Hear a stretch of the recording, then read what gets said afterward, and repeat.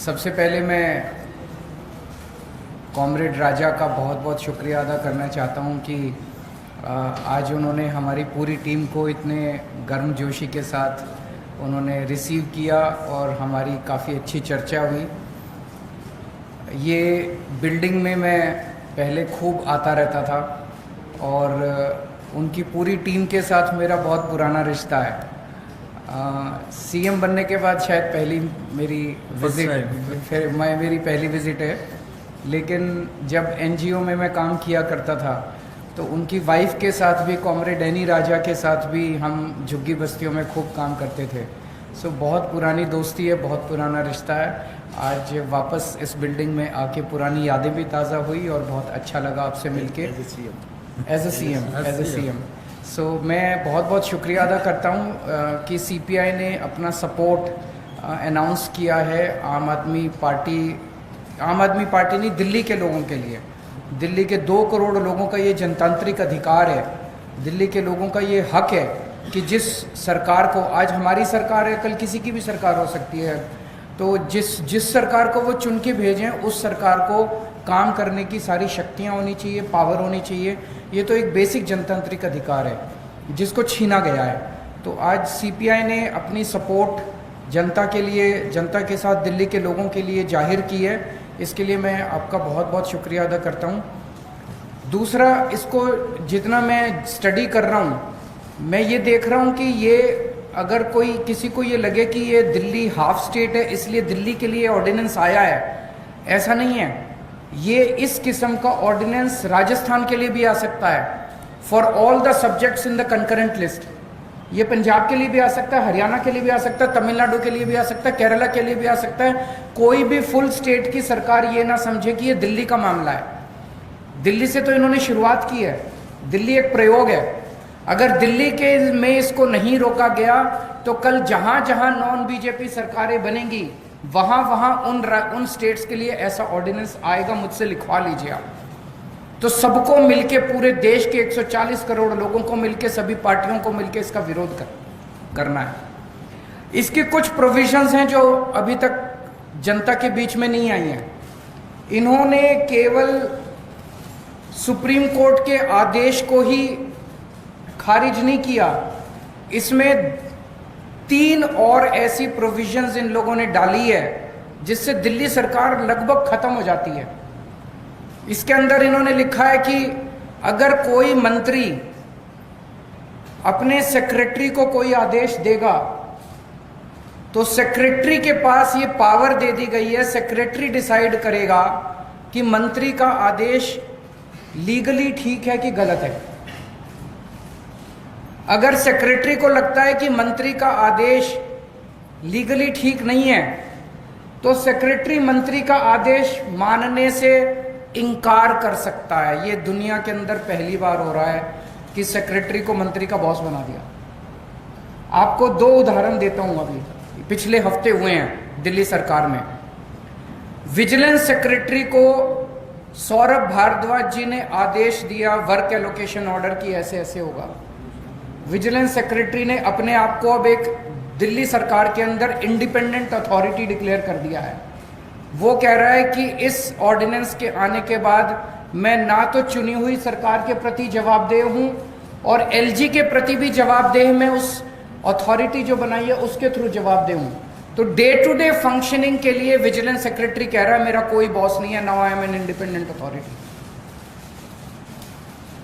तो इस एक और केस के अंदर एक जगह झुग्गियां टूटी, जो हमारा दिल्ली सरकार का वकील था उसने कोर्ट में बहुत कमजोर दलीलें दी।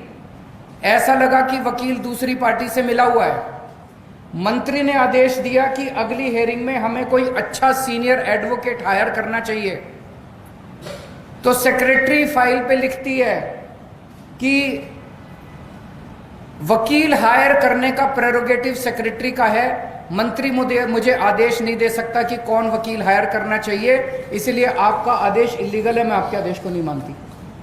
ऐसे सरकार कैसे चलाएंगे? अब तो हर सेक्रेटरी ये डिसाइड कर रहा है कि कौन सा आदेश लीगल है और जिसको मर्जी इलीगल डिक्लेयर कर देते हैं। बस अब सेक्रेटरी की डिसीजन फाइनल है, वो सुप्रीम कोर्ट, हर सेक्रेटरी सुप्रीम कोर्ट का जज बन गया है।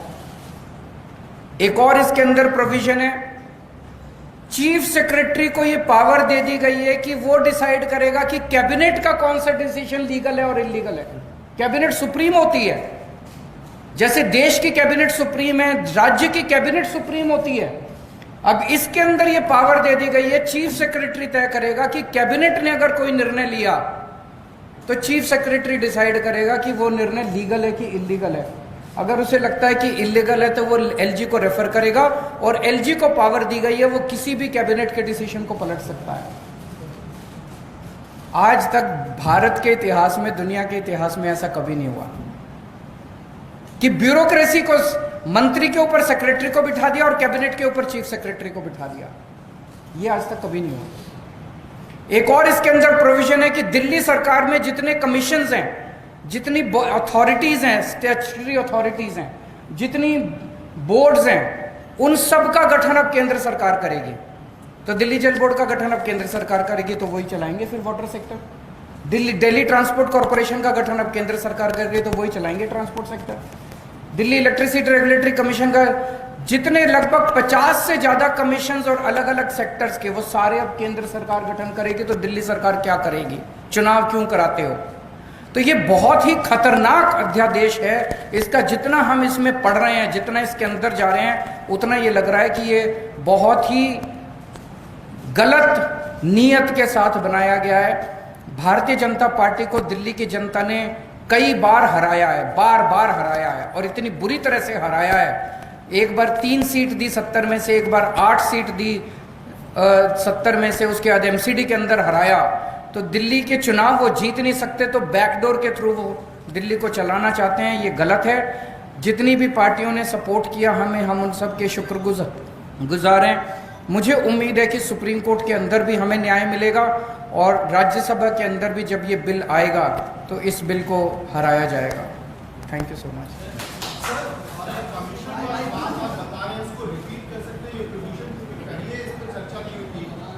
आज मैंने 3 प्रोविजन आपको बताई है जिसको किसी को नहीं पता था। इसको जितना हम पढ़ रहे हैं उतना पता चल रहा है कि इसके अंदर रीडिंग बिटवीन द लाइन, जितने दिल्ली सरकार में commissions, boards, statutory authorities and corporations हैं, उन सब का गठन अब केंद्र सरकार करेगी।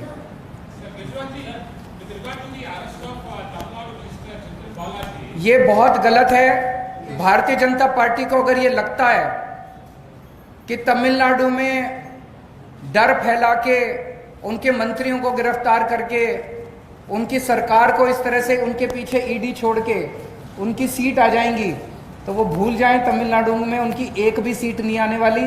पूरा देश देख रहा है। एक जमाना था जब अगर सीबीआई रेड मारती थी किसी पे, ईडी रेड मारती थी, तो लोगों को लगता था कि इसने कुछ गलत काम किया होगा। अब अगर सीबीआई और ईडी रेड मारती है तो लगता है कि इसने कुछ ठीक ही काम किया होगा, इसीलिए इसको तंग किया जा रहा है।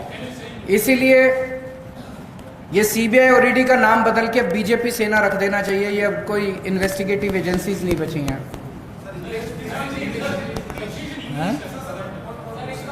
I strongly condemn the arrest, the raids and on the minister in Tamil Nadu and the arrest of the minister.